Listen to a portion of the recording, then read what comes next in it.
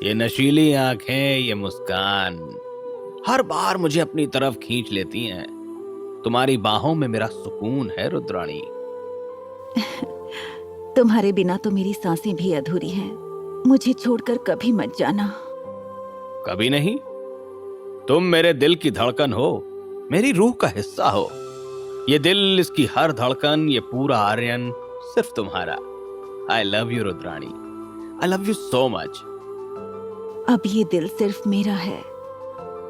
आर्यन ने रुद्राणी को और करीब खींच लिया। उसकी धड़कनें जैसे एक हो गई। लेकिन तभी अचानक आर्यन को एक ठंडी लहर का एहसास हुआ। उसने रुद्राणी की आंखों में देखा, जो अब हरे रंग में बदल रही थी। तुम जानते हो डेमीगॉड क्या है? नहीं, मुझे नहीं पता। तभी अचानक रुद्राणी की आंखों में जहरीली हरी रोशनी चमकने लगी और वो रहस्यमय अंदाज में हंसने लगी। आर्यन का दिल तेजी से धड़कने लगा। वो डर के मारे पीछे हटने लगा, लेकिन रुद्राणी ने उसे बिना कोई मौका दिए अपने नुकीले नाखून आर्यन के सीने में धंसा दिए।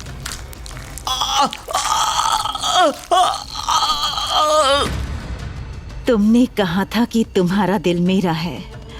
अब मैं उसे वापस ले रही हूँ। उसकी हरी आंखों में अब एक खौफनाक और भयानक चमक थी, जैसे उसकी प्यास खत्म होने वाली थी।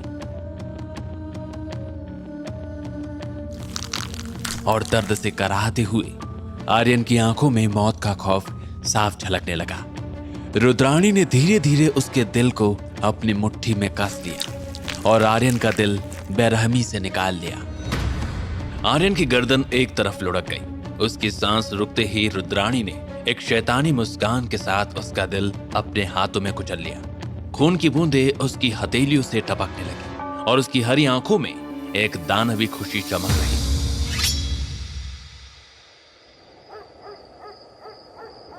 1960 का दौर। रात के गहरे सन्नाटे में शहर की गलियां सुनसान पड़ी हुई थी। शहर की गलियों का ये सन्नाटा सिर्फ अंधेरे की वजह से नहीं था। यह सन्नाटा इसलिए भी था क्योंकि अंधेरे में छिपी एक परछाई का पूरे शहर में खौफ छाया हुआ था। अंधेरे में छिपी हुई परछाई के डर के बावजूद कुछ लोग शहर की गलियों में गुजरने की हिम्मत कर रहे थे। ऐसे ही कुछ लोगों में एक डिटेक्टिव दर्शिल अंधेरे रास्तों के बीच से गुजरते हुए अपनी मंजिल की तरफ तेजी से बढ़ रहा था। दर्शिल अपने ऑफिस में बैठा केस की फाइल देख रहा था। तभी अचानक दरवाजे के नीचे से किसी ने एक चिट्ठी अंदर फेंकी। दर्शिल उसे उठाकर पढ़ने लगा। हरी आंखों वाली औरत, चेतावनी, अगर तुम उसे देखो तो उसकी आंखों से बचकर रहना, नहीं तो वो तुम्हें अपने वश में कर लेगी। वो एक कालद्रुम के परिवार से है। दर्शिल चिट्ठी को ध्यान से देखने लगा और सोच में पड़ गया। कालद्रुम के परिवार से? ये कोई मजाक तो नहीं कर रहा है? और ये हरी आंखों वाली औरत कौन है? क्या ये वही है जिसके बारे में शहर में अजीबोगरीब बातें हो रही हैं? तभी ऑफिस में दर्शिल का असिस्टेंट रमन अंदर आया। सर, आपने मुझे बुलाया था। कोई नई जानकारी मिली है क्या? रमन, देखो ये चिट्ठी, कोई इसे फेंक कर गया है। इसमें एक हरी आंखों वाली औरत के बारे में चेतावनी दी गई है। लिखा है कि अगर मैं उसकी आंखों में देखूंगा तो वो मुझे अपने वश में कर लेगी। हरी आंखों वाली औरत? ये तो वही औरत है रुद्राणी, जिसके बारे में शहर भर में अफवाहें हैं। लोग कहते हैं कि उसकी आंखों में कुछ जादुई ताकत है। जो भी उसे देखता है वो उसके वश में हो जाता है। यह दौर आजादी के कुछ सालों बाद 1960 का था। तब न तो आज के जैसी टेक्नोलॉजी मौजूद थी और न ही मोबाइल और इंटरनेट जैसी सहूलियतें। यही अफवाहें इस केस को और भी रहस्यमय बना रही हैं। सटीक जानकारी तक पहुंचना बहुत दिलचस्प होगा। लेकिन सर, अगर चिट्ठी में सच लिखा है तो ये औरत वाकई खतरनाक हो सकती है। हमें सावधानी बरतनी पड़ेगी। हाँ, मैं भी यही सोच रहा हूं, लेकिन अभी तक हमारे पास कोई ठोस सबूत नहीं है कि ये सब सच्चाई है या सिर्फ अफवाहें। इस केस को सुलझाना आसान नहीं होगा। तो अब क्या करना है सर? क्या हम उस औरत रुद्राणी के बारे में और जानकारी जुटाएंगे? हाँ, अब हमें इस औरत के पीछे की असलियत को जानना होगा। अगर ये रुद्राणी वाकई किसी कालद्रुम परिवार से है तो हमें ये भी समझना होगा कि उसकी ताकतें क्या हैं और वो इस शहर में क्यों है। लेकिन सर, हमें ध्यान रखना होगा, अगर उसकी आंखों में जादुई ताकत है तो हमें उससे बचने का तरीका खोजना पड़ेगा। चिंता मत करो रमन, हम ऐसे ही केस सुलझाते आए हैं। अब हमें इस रहस्य का पर्दाफाश करना है, चाहे इसके पीछे कितनी भी बड़ी ताकत हो। ठीक है सर, मैं तैयार हूं। तो चलो शुरू करते हैं। इस हरी आंखों वाली औरत और उसके पीछे की कहानी को जानने का वक्त आ गया है। चिट्ठी पढ़ने के बाद दर्शिल का मन एक औरत के बारे में और ज्यादा जानकारी हासिल करने के लिए बेताब हो गया।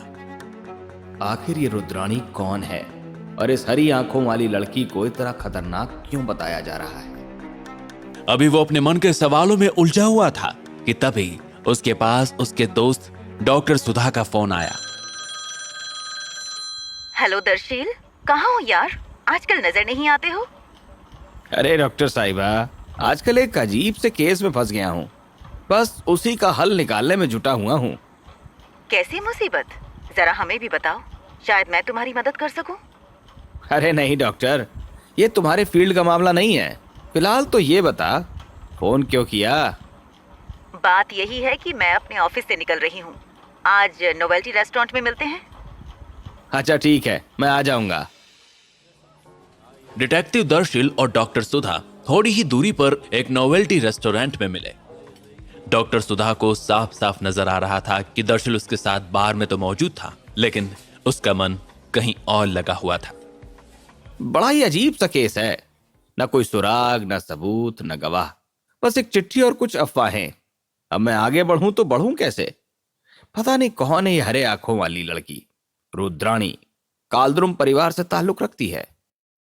जैसे ही सुधा ने दर्शिल के मुंह से कालद्रुम परिवार और रुद्राणी का नाम सुना तो उसके चेहरे की रंगत बदल गई। क्या कहा? रुद्राणी? वो हरी आंखों वाली औरत? हाँ सही सुना तूने। क्या तू इसे जानती है? कमरे में वाटर कूलर होने के बावजूद सुधा के चेहरे से पसीने की कुछ बूंदें छूट रही थी। सुधा और दर्शिल आपस में जब हरी आंखों वाली लड़की रुद्राणी के बारे में बात कर रहे थे तो वहीं पर मौजूद एक लड़का उनकी बातों को ध्यान से सुन रहा था। उसने यहां वहां देखा और उनके पास आकर धीमे आवाज में कहने लगा, सर, अगर आप लोग हरी आंखों वाली लड़की से मिलना चाहें तो शहर के बाहरी इलाके में मौजूद केमिकल फैक्ट्री के पास चले जाइए, लेकिन वहां जान का खतरा है, इसलिए अगर बहुत जरूरी हो तभी जाना। अच्छा, तो तुम कैसे जानते हो उस हरी आंखों वाली लड़की के बारे में, और कैसे तुम्हें पता है कि वो कहाँ रहती है? देखिए, मैं फिलहाल आपको इससे ज्यादा कुछ नहीं बता सकता। अगर आप मेरा यकीन करना चाहते हैं तो करिए, वरना कोई बात नहीं, मैं अपनी जान को खतरे में नहीं डाल सकता।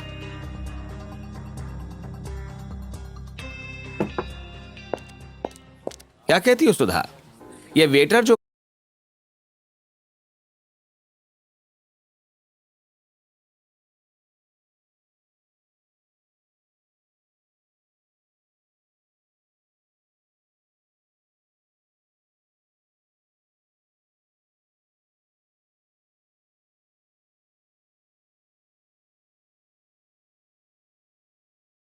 कह रहा है उसमें कितनी सच्चाई हो सकती है? इसकी बात में कितनी सच्चाई है और कितना झूठ, ये जानने का तो सिर्फ यही एक तरीका है कि उसकी बताई हुई जगह पर जाकर खोजबीन की जाए। डॉक्टर सुधा और दर्शिल वहां से निकल गए और कुछ देर में शहर के बाहर बनी हुई केमिकल फैक्ट्री के पास पहुंच गए। वहां जाकर उन्होंने देखा कि केमिकल फैक्ट्री के पास कुछ ही मकान बने हुए थे और वो मकान भी टूटी फूटी हालत में थे। क्या है इस कालद्रुम परिवार और रुद्राणी की सच्चाई? इसे ढूंढते हुए कहीं दर्शिल ही गायब न हो जाए। बने रहिए हमारे साथ रहस्यों के इस समंदर में।